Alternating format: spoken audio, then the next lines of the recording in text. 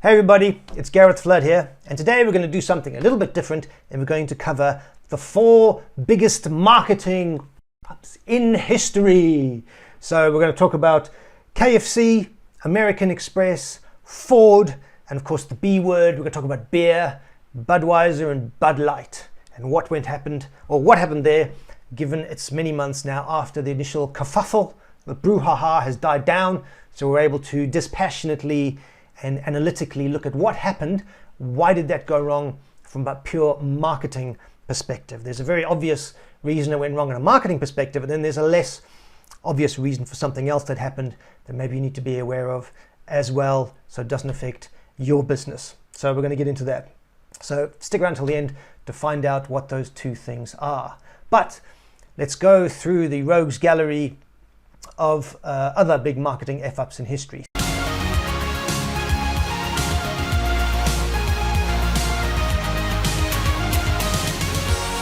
Coming in at number 4 is KFC.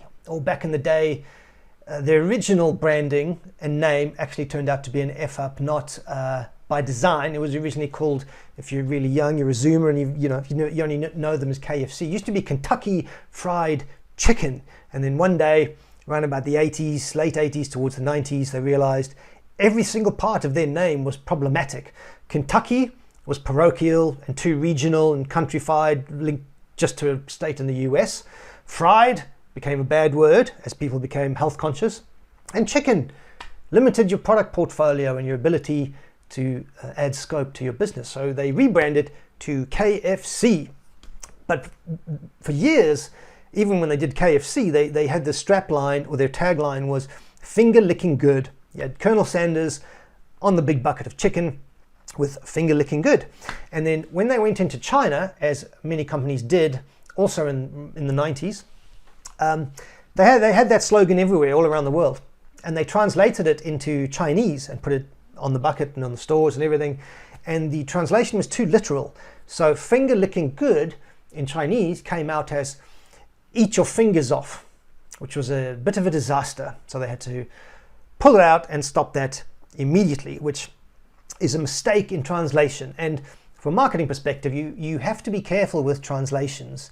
The best way is you have a high quality translation company, and they do it. They test it with a few people, but even then, I've still seen it go wrong. You find some local people and find some native speakers of that language and test it with them. Test, because translations can be very nuanced, and the worst thing you do is take a direct literal one. Coming in at number 3 on epic marketing F-ups in history is American Express. They once tried to run a campaign for their premium elite members. So from their customer list, their database of customers, which is the most important thing in your business. It's how you're going to grow, go back to giving them new offers, etc., and do a lot of your marketing. And they wanted a premium card for the really premium top tier spenders. And the person doing the mail merge obviously had a bit of a chip on their shoulder, maybe a contractor, who knows, that did not like rich people. That's clearly who the campaign was targeting. So when they did the mail merge, when the letter came out that got printed and sent out to customers, it said, instead of saying dear valued customer or something like that, it said dear rich bastard. Obviously a bad mistake on a number of levels. The person doing the copywriting, the person doing the mail merge, if it was the same person, picked it up, the person proofreading the final letter, and then even when it got sent out. So if you're the head of marketing or you're the marketing manager, you can't outsource everything to, you still have to spot check stuff. That should have had 2 or 3 people checking it before it went out. So that obviously cost them clearly a lot of money on that campaign, and probably lost some customers too by just annoying them. If customers think you don't respect them and you're annoying them, they take their business elsewhere. They vote with their wallet. So that was a bad one. Just a classic admin mistake, but nevertheless costly. Coming in at number 2 is the Ford Motor Company. So for many years they had a car called the Ford Pinto, which was a small kind of cheap hatchback type of vehicle. There was the Pinto in the US, there was the Pinto in Europe. It was a very big Again, kind of 90s and 2000s. Even if you remember that Offspring song, Pretty Fly for a White Guy, he was cruising in his Pinto, shouting homies as he passed. So it was a popular car. And with cars, they tried to get a unique name that they can use everywhere. So ideally, it's a name that doesn't mean anything, or it's a word that can't be messed up in translation, like the Ford Galaxy. A galaxy is a galaxy in most places, and they use that same name everywhere. But when they exported the Pinto, it was a complete and utter disaster and flop in Brazil. I don't know if they ever got to even launch it, because they went to go and launch it, and I'm God hoping there was an intervention from the Ford Brazil team that they could not sell the car there or do a launch, because Pinto in Brazilian Portuguese was slang for small male genitalia. That's right, Pinto meant tiny penis. So another complete stuff up that you got to rename the car or test the product. And again, tricky with translations. Test the translations, but don't just which I have seen done. Like you'd be amazed. Even global brands, global companies, you know, they got a lot of efficiencies by saying we'll make one campaign, we'll do it all centrally out of New York or London. We'll do sort of, you know, 3 different variations of types of people and cultures on it.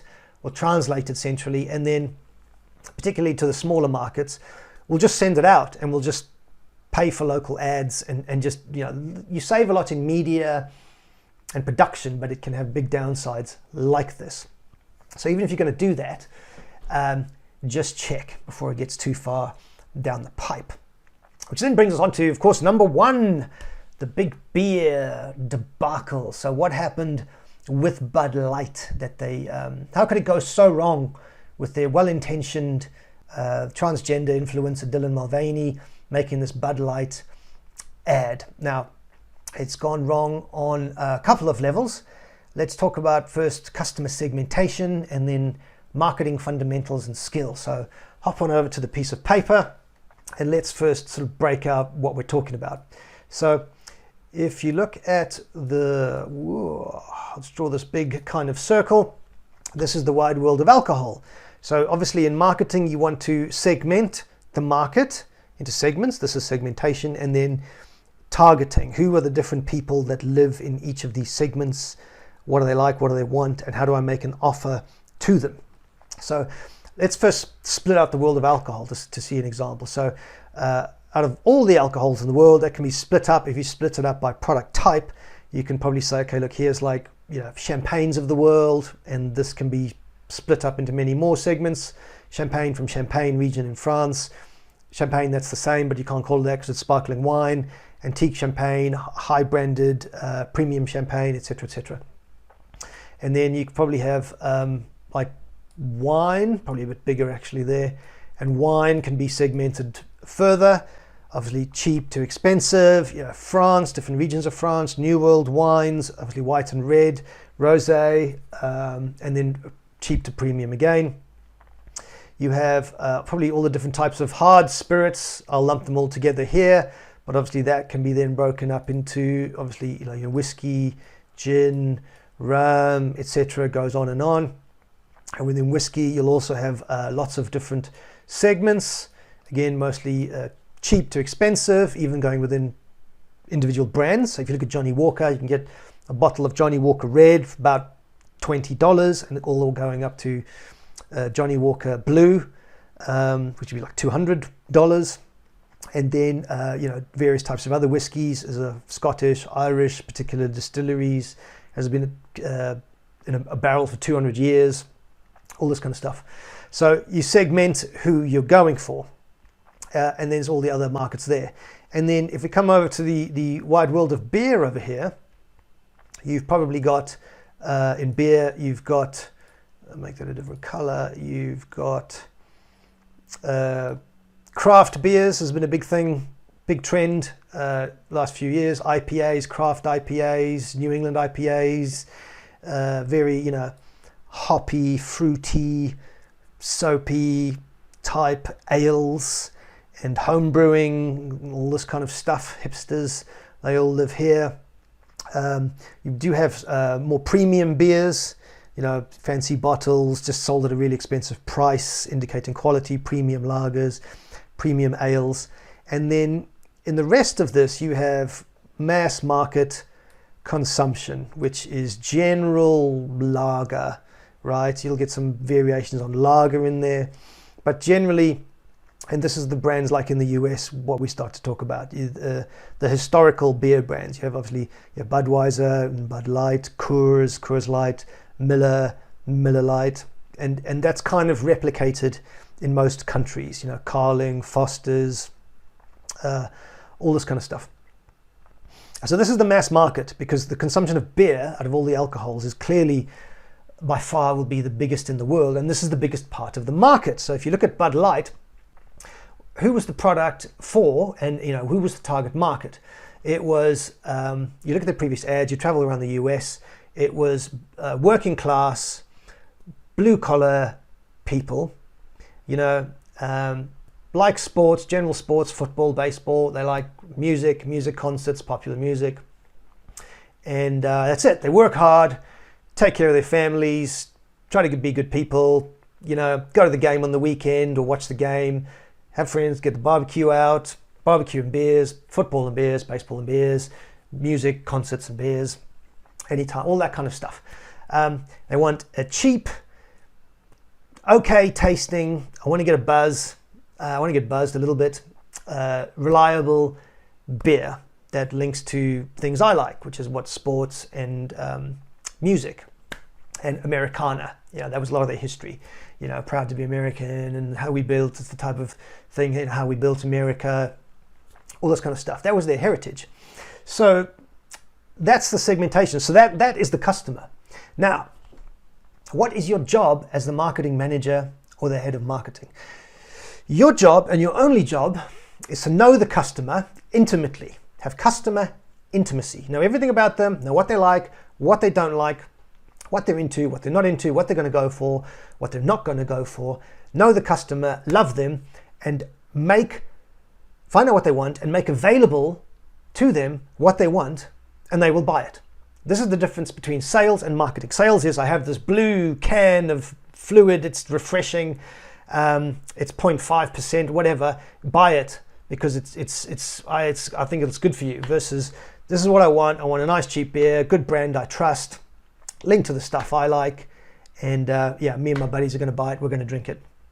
Okay, so know the customer, find out what they want, make it available, and give it to them. Also, don't try and change them.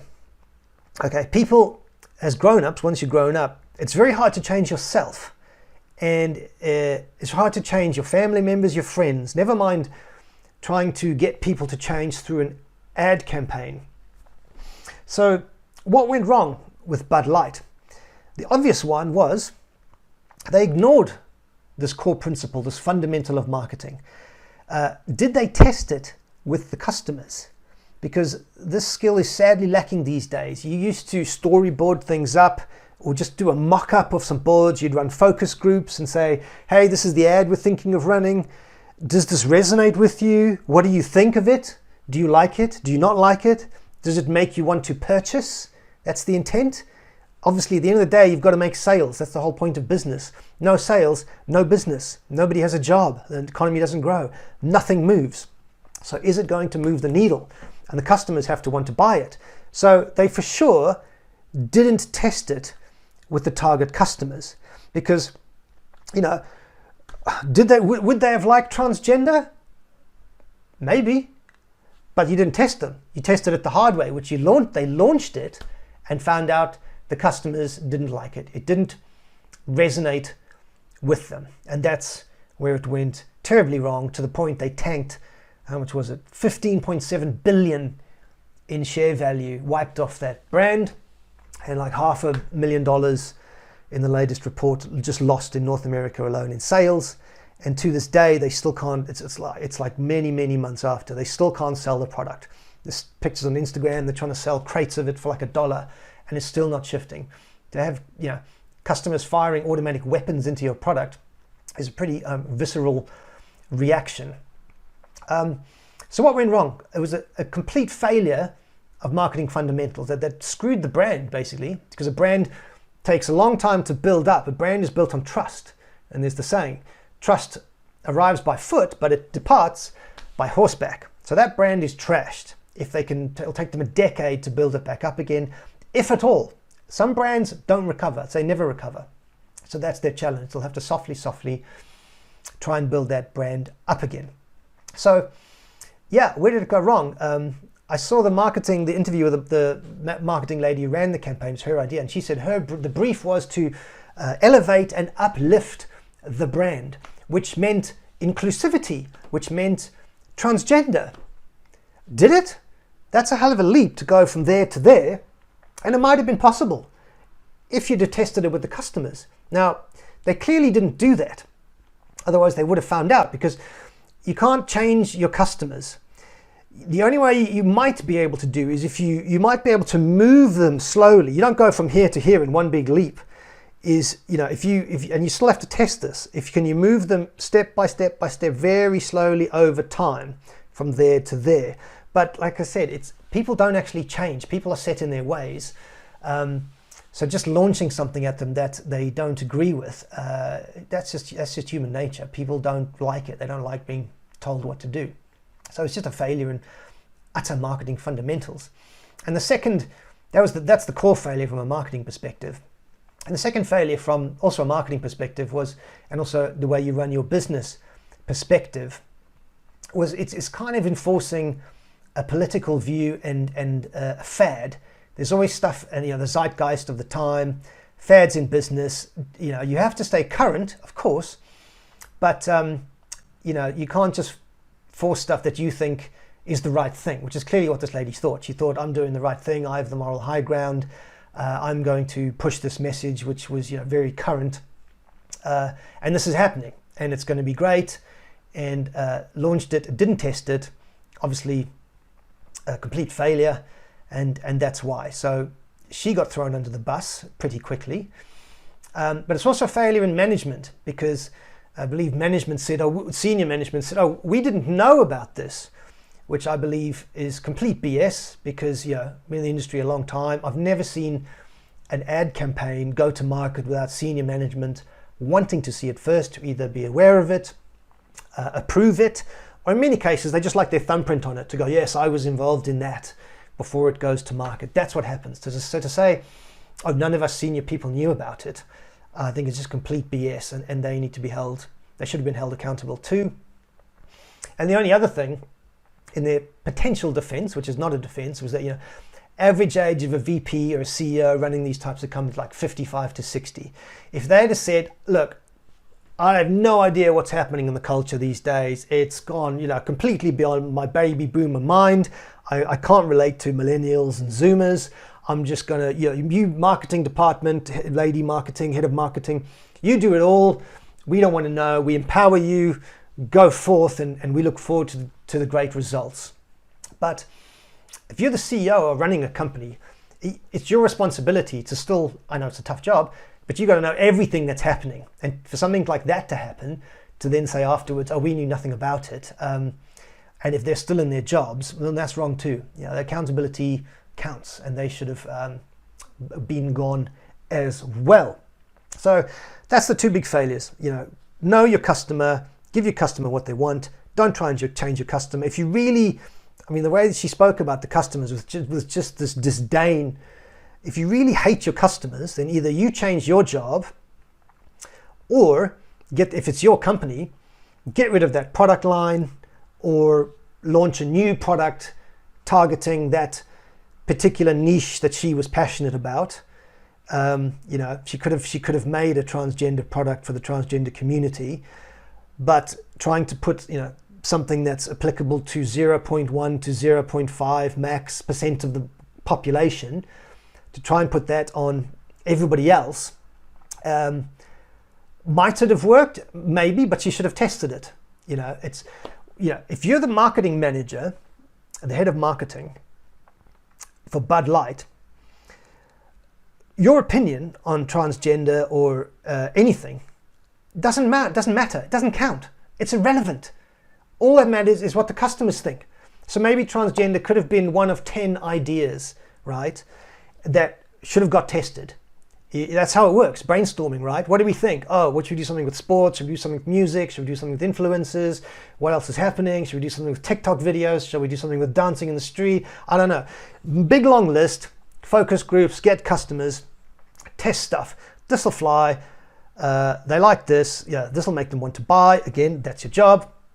And this definitely will not. Cross. Try stuff. Stuff. Not everything works, but you want to test what doesn't work. They clearly didn't do that. They just thought, I'm in this moral high ground position. This is happening. Customers rejected it, and there you go. So failure in management and a failure in marketing from the beginning. So marketing fundamentals count, segmentation, targeting, know who your customer is. If you don't like them, actually that's your problem. You need to change your product to change your business. So because it's very hard to change the customers. Find other customers that more align with your values and virtues. But otherwise, if they're going to continue to be your customers, stay on top, stay close to them. Keep finding out what's changing with them. When are they ready for new ideas like this? But test stuff. And that's clearly what happened here. So if you want to test your business against the marketing fundamentals, if this has stirred some things in you to check out, to want to do better in the world of marketing, then I've got a free marketing assessment template for you. You can go in and tick against the 6 key things in the core process of marketing. You can click on the link below. You can download that for free and check your business out against the core concepts of marketing, where you're strong, where you're weak. And if you want other resources, tips and help, then head over and visit us at stepstogrowth.com. I've got a wealth of stuff there as well to help grow your business with good, decent marketing. So yeah, it's easy to lose sight of the fundamentals. But again, always using the sporting analogy, who are the best athletes of all time? They're the ones that just do the fundamentals all the time, especially in practice. They're still just drilling the fundamentals. And it's the same with marketing. People get caught up in all these fads and all this stuff. Now digital, now it's AI. The core of it is find out what your customers, find who your customers are, find out what they want, make it available to them, and they will buy from you. It's not that hard. Keep it simple. So I hope that helps. Go out and make great marketing.